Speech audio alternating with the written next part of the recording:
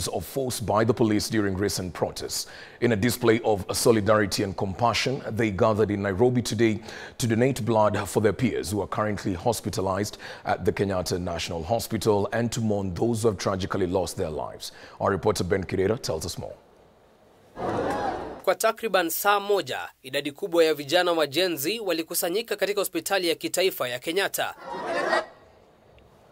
Well, apologies for that as we fix the situation with that. Sorry, let's get on with other updates right here. President William Ruto has called on Kenyans to shun violence and instead embrace peaceful, all-inclusive approaches to tackle issues affecting the country, noting that violence has resulted in the loss of lives and destruction of property. Speaking while attending a church service in Narok County, the president said the government is committed to transforming the country through innovative and deliberate programs and policies, adding that the government has reduced the cost of fertilizer, enhancing productivity, leading to a reduction in the cost of living.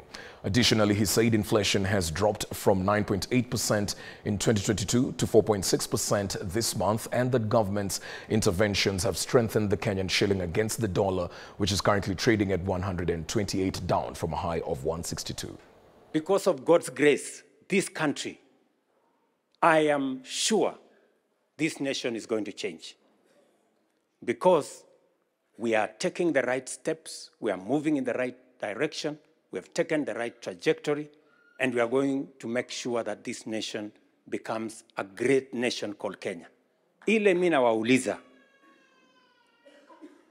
viongozi wa dini wa Kenya wote, tuombee taifa letu la Kenya, tuweke amani katika taifa letu la Kenya, tusikubali fujo, tusikubali uharibifu wa mali, tusikubali maisha ipotee.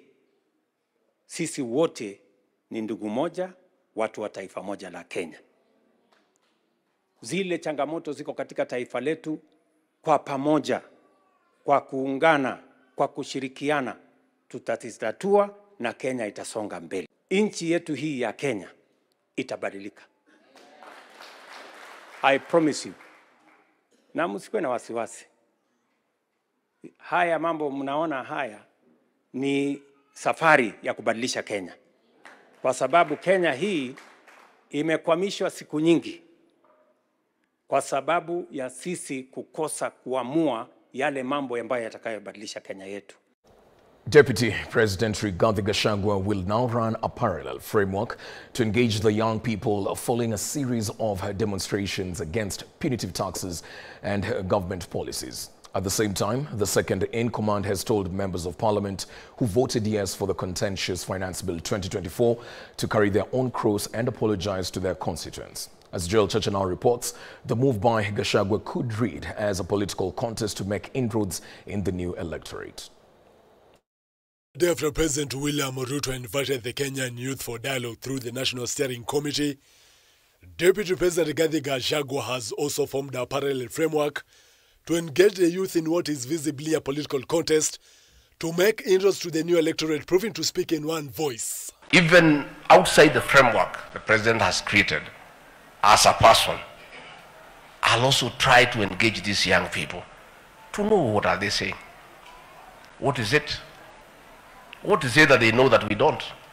What is it they are seeing that we are not seeing? What is it that we are doing they think we can do better? What is their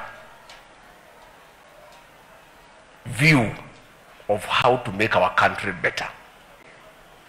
We will listen to them because it's important that we do so.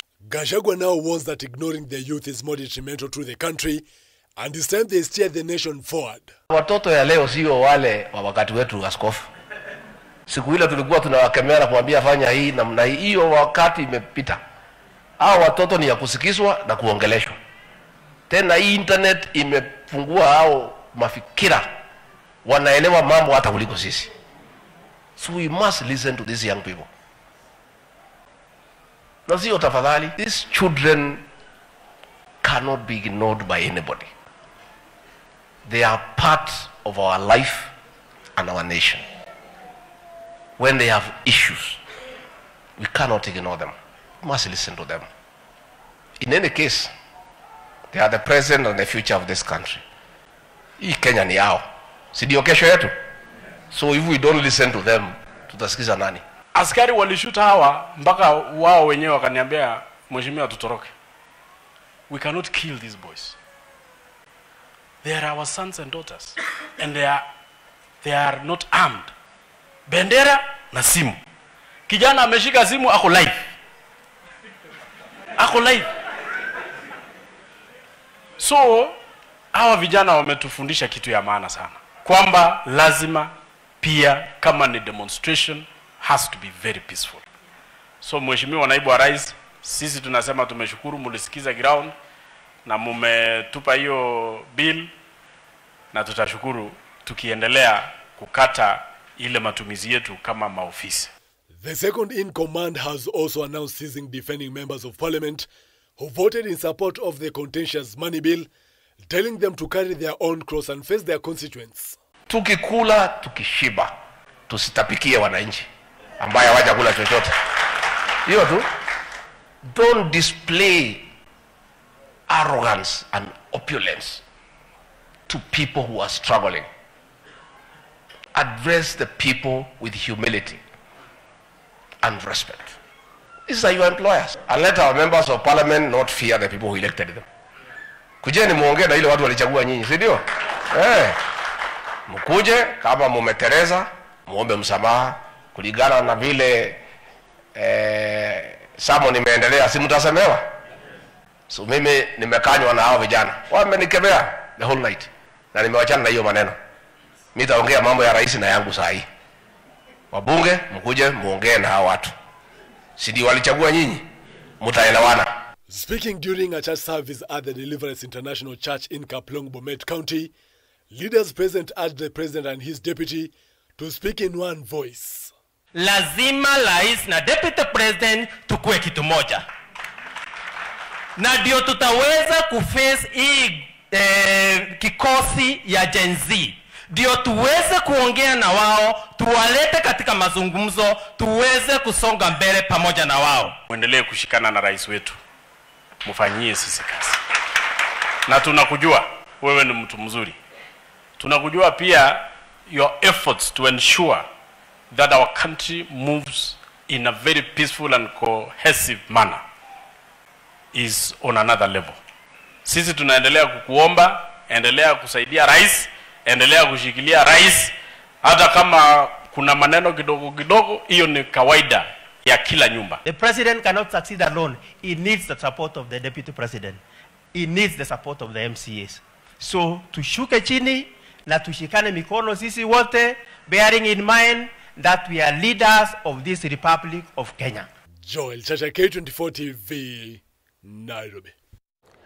Gen Z youths have voiced their escalating frustration over what they perceive as excessive use of force by the police during recent protests. In a display of solidarity and compassion, they gathered in Nairobi today to donate blood for their peers who are currently hospitalized at the Kenyatta National Hospital and to mourn those who have tragically lost their lives. Our reporter Ben Kirera tells us more.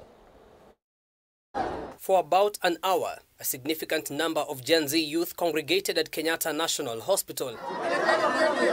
Their mission was clear: to stand in solidarity with their injured peers from last week's protests against the controversial finance bill. Tumeenda Kenyatta kuwaona, to see them, to see how they are doing, na pia kudonate blood. The atmosphere was somber, with participants holding the Kenyan flag and lighting candles, demanding justice and accountability from the authorities. Pia kuna watoto 13 years, 14 years, 16 years wameshutiwa. Inside Kenyatta Hospital, 58 individuals who were injured during the protest are receiving medical treatment, with one discharged. We want to advocate for those people wakuwe compensated because wameumia, kazi zao zimesimama.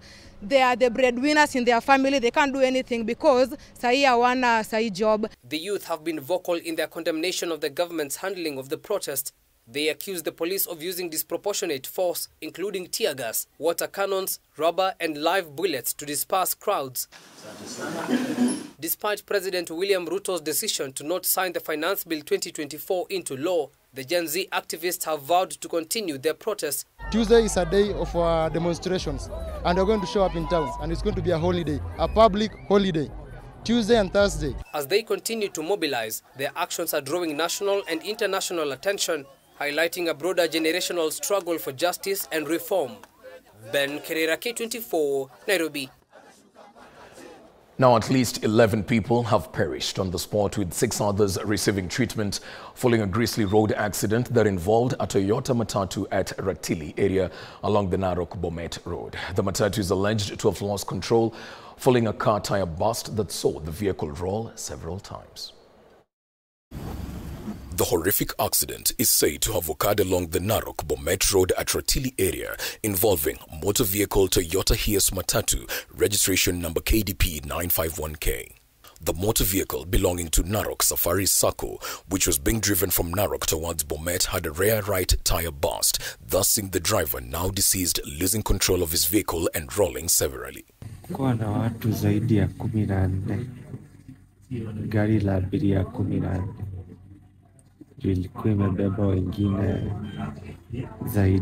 As a result of the accident, 8 adults, 6 male and 2 female, died on the spot, while 6 are receiving treatment at the Longisa County Referral Hospital. 1 is in Narok Referral Hospital, where they were rushed for treatment, while 1 sought treatment in Tenwe Commission. So ilipiti tuumie sisi. Driver goes alienda tu akajaribu kutune. Akaingia side za Masai Land. Then over there tukasikia tuko chini. So we were around 12. The deceased have been moved to Longisa County Referral Hospital mortuary awaiting identification and autopsy. Driver alipoteza mwelekeo. Akaanza kuyumba. Ndipo gari likaanguka. Meanwhile, the motor vehicle, which was extensively damaged, has been towed to Olulunga Police Station awaiting inspection. Ombi langu ni madereva wawe waangalifu wakiwa njiani na pia wazuia kubeba watu wengi. Well, we want to take a short break right here on the Sunday Review, but on the other side of that break, we get back with a studio discussion for this evening. We basically have the young generation right with us in studio to give a feeling of what they felt about the president's interview just a couple of minutes ago. Let's take the break. We'll be back with the discussion.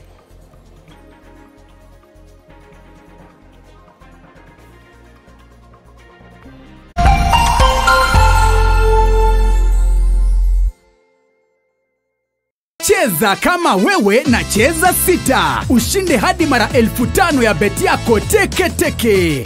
Yes, and it's that simple. Dial *675#. Cheza na 6 numbers kati ya 1 hadi 6. Weka bet amount yako kutoka shilingi 50 tu. Ushinde hadi mara 1500 instantly. Cheza kama